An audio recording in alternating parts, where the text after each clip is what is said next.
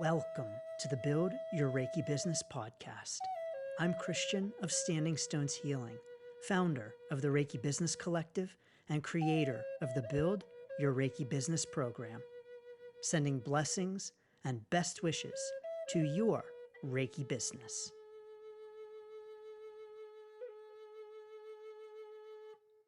Greetings, welcome, and thanks so much for tuning in to this week's episode of the Build Your Reiki Business podcast. I'm Christian of Standing Stones Healing, and I am truly excited and honored to have you here. So thanks so much for tuning in. In this week's episode, we're talking about teaching Reiki in your Reiki business. But first, if you tuned in the past couple of weeks, you know that I encouraged you to please mark off your calendar for November 23rd and 24th. And I want to encourage you to now please mark off your calendar for November 22nd through November the 25th, because indeed that weekend, that long weekend, we have coming up the world's first online Reiki Business Summit on Zoom. I am super excited to welcome you to join us. You can learn all about the summit and save your spot at standingstoneshealing.com/summit. We have a great lineup of speakers, industry leaders talking about Reiki business topics, lots of opportunities for discussions with Reiki business owners, and opportunities for informal networking. It's going to be an amazing weekend. I do hope that you will join us. The link to learn more and register is down below. And don't delay to make sure that you get in on the special early bird pricing. Your jaw will drop when you see what the registration fee is as an early bird.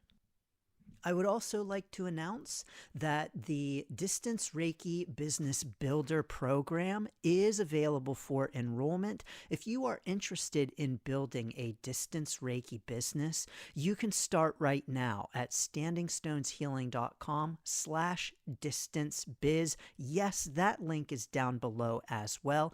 And finally, if you would love to join us for the full Build Your Reiki Business program, it is again open for enrollment. Now, I will say that this is the world's most comprehensive Reiki business program, and it includes the Distance Reiki Business Builder as a bonus. And so this program is so comprehensive that the full Distance Reiki Business Builder program for building a distance Reiki business is merely a bonus. Learn more and join right now at standingstoneshealing.com/build. Thank you so much for allowing me to share those announcements with you. And now on to talking about teaching Reiki. For me, on my Reiki business journey, I did not start off teaching Reiki. It actually took me a few years until I decided to teach Reiki. Now, when I commenced my Reiki training, it was for my own personal and spiritual development. I never expected to have a Reiki business, and so when I took Reiki training, it was not in order to start a Reiki business. It was for my own self. And so when I started my Reiki business, even though I had taken up to level 3 by that time, I had no plans to teach Reiki. So as I was seeing clients and clients were asking me, oh, can you teach me how to do this? My answer was simply, no, I don't teach Reiki. And I was very hesitant to start teaching Reiki, not because of the teaching aspect. I have a background in teaching. I have a lot of years of experience of teaching, a lot of experience creating workshops and course curriculum. I have a background as both an English and business university professor, so I'm no stranger to teaching, and I was not worried about the teaching at all. As a matter of fact, I love teaching. It's something that I enjoy and something I have done for years. And so my hesitation at teaching Reiki had nothing to do about the teaching. My hesitation at teaching Reiki also had nothing to do with my level of knowledge. Of course, I firmly believe that the learning in our Reiki journey doesn't stop with our training. It merely begins with our training, and that it's important for us to continue to learn and dive deeper into the topics and into Reiki throughout our Reiki journey. And so that the training itself is not the end all be all on our Reiki learning, and that's really just the beginning of our Reiki learning. And so I had learned plenty throughout my years after my training, and was deepening my own understanding and knowledge of Reiki. So it wasn't about my feelings of being inadequately prepared to teach and not having the knowledge, and it certainly wasn't about my ability to teach. What was at the center of my hesitancy to teach Reiki was my belief that a Reiki teacher should be available to their students for life. And so my belief that a teacher should be available to a student anytime they have questions, anytime they have concerns, years and years down the road, to be able to reach out. And quite frankly, I wasn't so sure how I felt about that commitment. To me, the rest of my life seemed like a really long time, and I had some concerns about that, what I believed was a real heart kind of commitment that I wanted to give to my students. I think eventually I just came to a point where it was kind of like, buddy, get over yourself. To be able to say, if you have a student who reaches out to you years down the road, I was picturing myself being like 85 years old and my phone rings and it's one of my past students with a question, and me thinking, oh, at 85 years old, 90, 100 years old, my plan is to live to 100, by the way, to have students calling me up and asking questions. And I'm like, what? I'm still answering Reiki questions. For some reason, for me, that just seemed like such a long time to be invested in a student, especially as a university professor where I'd have a student for a semester and then that would be that for the student. Even though, of course, I would still have students reach out to me after class. So I really had to kind of just get over that hang up and say, you know what? If a student does reach out to me when I'm 90 years old, so what? Why is that such a big deal? And why is that such a bad thing? And so I believe really it was a sense of fear of that kind of lifelong commitment that kept me from devoting myself to teaching Reiki. And now, of course, that I do teach Reiki and have been teaching Reiki for years, I actually wish my students would reach out to me more. I wouldn't mind if my past students contacted me just to say hi. And so funny how things turn out in that regard, isn't it? But so it took me some time to get over that resistance to teaching. And so I did not teach for a few years on my Reiki business journey, even though I for sure could in many senses of the ability. But for any of us who are feeling hesitant about teaching and about offering our experience of Reiki to students, sharing it with students, and teaching them Reiki, I have some encouragement for you, some things that I would really like to pass along in my experience as a Reiki teacher and as a teacher of all kinds of topics and subjects. The first thing I would really like to encourage you with is that your students believe in you. When students sign up to take your Reiki courses, it's because they believe in you. On some level, they believe in you. Whether they've had a session with you or they have interacted with you, maybe they have checked out your content, your posts, your videos, your podcast, whatever you might have online. But there's something in them that has made them say, I want to learn from this person. There is something in them that says, I believe that this person can teach me.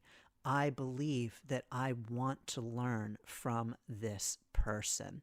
And so when a student signs up for your class, they are in effect saying, I believe in you. I trust you, and I believe that you can teach me what I need to know in order to be a Reiki practitioner. Of course, no matter what level that is. And so I think it's very important for us to not take for granted when someone signs up for our classes that doing so signals that they believe in us. And so even as we might have fears and concerns about teaching, even as we might feel feelings of imposter syndrome or who am I to teach Reiki? You know, there are so many Reiki teachers. There are so many people who know so much more than I do. There are so many people who are such better teachers. Who am I to teach Reiki? Who am I to pass along this knowledge? Who am I to help someone along their Reiki journey as their Reiki teacher? And when someone signs up for your course, they're signaling that they believe in you. They believe that you are able to teach, that you are qualified. They do trust you to be able to teach them what they need to know in order to be a Reiki practitioner. So I want to encourage us to lean into that trust, to not take it for granted, to celebrate it, and to recognize that even while we may not believe in ourselves as Reiki teachers, indeed, people do. And the people who sign up for our classes surely do believe in us. When our students are taking classes from us, they are cheering us on. They want us to succeed. So no one is signing up for your course and saying, man, I really hope this sucks and this teacher fails. They are saying, I believe in this teacher. I want them to do a good job. I want them to succeed. And they are, in effect, cheering you on. And so as you are teaching, whether you are teaching in person or online, as you are in front of that class, as you are offering the lessons, I want to encourage you to know that inside of themselves, the students are cheering you on. You have a class of supporters. You have a room of supporters. These are people who have invested in you, including so very often with their hard-earned money. And they want you to do well. They believe that you can do well, and they are silently cheering you on and supporting you in that class. So know that as you might be nervous as you are teaching, you might be afraid, know that they are a friendly group because just by signing up, they have signaled that they believe in you. So as you feel the nerves of teaching, of course, take some deep breaths, call upon Reiki, practice self Reiki to help calm yourself down. But know that this is a friendly environment because they have signed up to take the class from you because they believe in you and they want you to do well. They want you to succeed. They wouldn't be there if they didn't. As far as the teaching of a Reiki course itself, there's a lot that goes into it in terms of the organization and how to organize it. And so when we talk about organizing a Reiki class, one of the ways that we really conceptualize the organization is that class structure. How are you teaching the class? Do you want to teach it in that very common weekend warrior, quote unquote, weekend warrior model where you are offering the class live, maybe 2 days back to back, full days, depending upon the level and the even number of students. But what kind of structure do you want to teach in? Now, for me and my Reiki business, I currently teach a class structure that is not the weekend type. I've actually never taught that class structure because it has never sat well with me. It's not how I learned Reiki. And so often the way that we teach things is how we learned things. And so often we will teach someone how to do something based on the way that we learned how to do it. For instance, if I was teaching you how to tie your shoes, I would teach you how to do it the way that I do it. And so it's very common in our Reiki practice that how we teach Reiki is how we were taught Reiki. And so many of us were taught in this weekend warrior kind of model. And so therefore many of us just naturally, or maybe even not so naturally, adopt it. We think it's natural, but it's cultural because it's how it was introduced to us. And so we therefore adopt it just because that's the way that we learned. We, of course, don't have to teach in that way, and I believe it's important for us to teach in the ways that resonate with us and that feel right to us.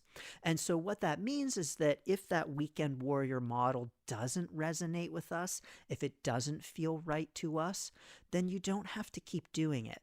Now, there are some Reiki practitioners and especially Reiki teachers who really believe that we need to do things the way that we were taught to do them, that we need to strictly observe and preserve all of the teachings the way in which we were taught them, that we need to pass down the same manual that our teachers used, that we need to do things exactly the way that they have been done. But I will say, personally, quite frankly, I don't agree with that. I can absolutely see why and the reasoning behind it. But for me in my Reiki journey, as I mentioned, the learning doesn't stop after our Reiki training. And if we're using all of the same manuals, the same practices, the same methods that our teachers used, what we're in effect saying is that we haven't evolved after our training. We haven't learned new things or enhanced our knowledge that we might want to include in the training. We haven't maybe decided that we have a better resonance with a different kind of class structure than that weekend model. And I think it's important for us to honor our own learning, our own evolution in our Reiki journey, and the fact that we just might want to do things differently from the ways our teachers did them. And I don't think there's anything wrong with that. I think rather that is an evolution of our own experience and our own knowledge base and indeed an increase in the depth of our own Reiki practice. I know that in my Reiki courses, I currently teach only Reiki 1. And I know that in that course, I teach a lot more than my teachers did. Now, I had excellent teachers. I had the same 2 teachers for all 3 levels, and I had excellent teachers. And my learning has evolved since my Reiki training. My knowledge has increased, my depth of practice has increased, and therefore I believe my teaching should increase. The depth of my teaching should increase. And so in my Reiki 1, I teach a lot more than my Reiki 1 training included. And so I think that indeed it is very helpful for us to enhance the trainings that we learned, that we had from our teachers, and to know that it's okay to do some things differently from the way our teachers did it, including with that class structure. So for me, I've never done the weekend warrior thing. Even when I taught all of my classes live, I spaced them out over multiple sessions rather than 1 or 2 long sessions. And in my Reiki business right now, because my Reiki business has shifted over the years, I don't currently teach Reiki in person. And I only teach level 1. And I do this as a self-paced online course that includes one-on-one Q&A, discussion, attunement, and post 21 days follow-up with me.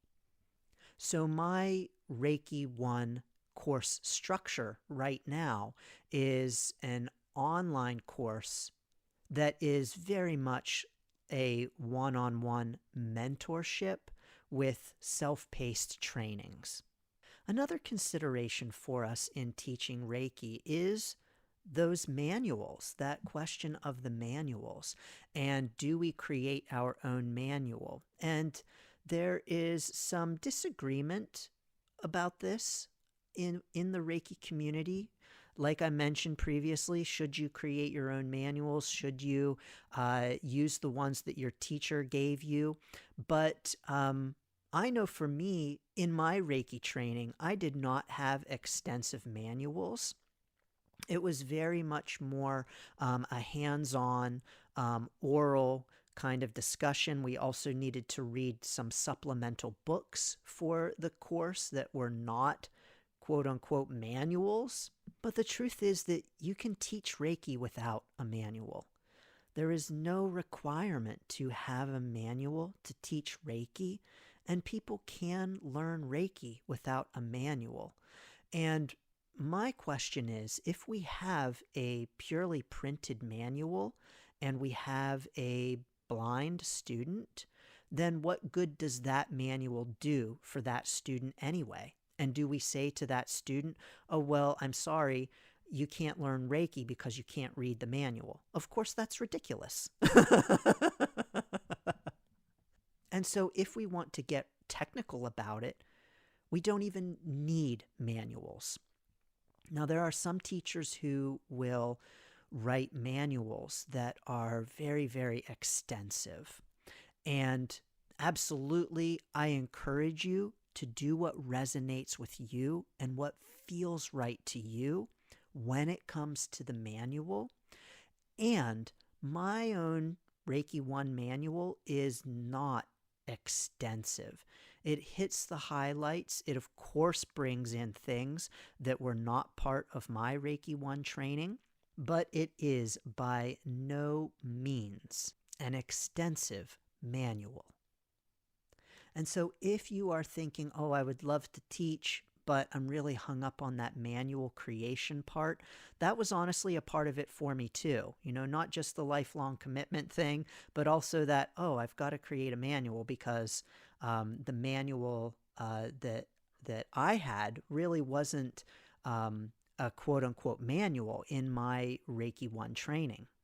But again, with a background in teaching and having created so many course materials in the past, so much course curriculum, this wasn't nearly as big of a deal for me as it might be for someone else listening in and saying, I would love to teach Reiki, but I'm afraid of that manual part. I really want to encourage you that many of your students, after the course, are not even going to look at the manual again. Oh, yes, I said that. And let's be real. How many of us look at our manuals over and over and over again that we received in our Reiki training? Some of us may not even have our manuals anymore. We may have very well lost them. As long as we are passing along the information that students need and encouraging them that the Reiki training is really where the exploration and the learning begin, I don't believe that we need to have extensive manuals. Now, I will say there are manuals that are for sale, and you can buy manuals rather than creating your own.